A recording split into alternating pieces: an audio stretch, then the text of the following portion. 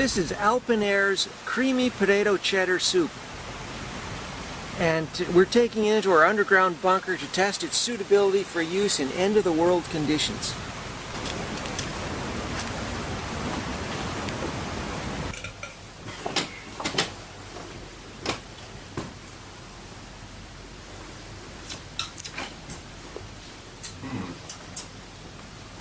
The cooking directions are easy. Just heat up 2 cups of water and pour in the package.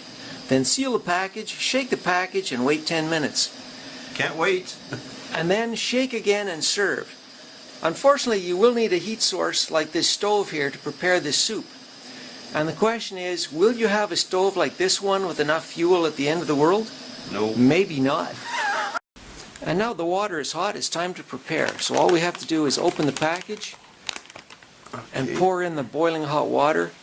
Careful not to spill any of it on yourself because it is very hot. And then we seal the package and shake it. Well, let's see if it's sealed.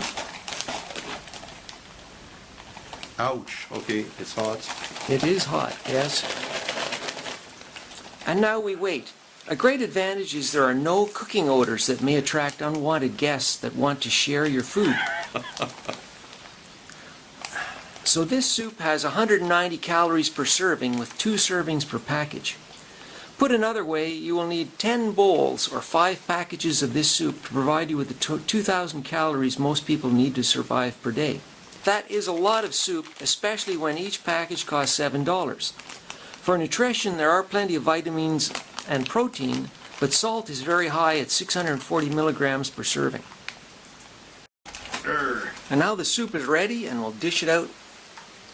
So there's 3 members of the wrecking crew in the bunker today, and we're all going to take a shot at tasting it. Uh-oh. Unfortunately, I don't have the flattest table in the world. You know, it smells a bit like the Baton Rouge potato soup. We're looking forward to this.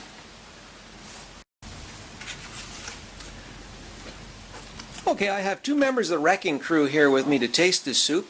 So fellow bunkers, so fellow bunker mates, what do you think of this soup? Well, I find it has nice potatoey flavor. I like it. It reminds me of potage parmentier. That's a French dish. Yeah, it's exactly like this and not bad. That's not bad.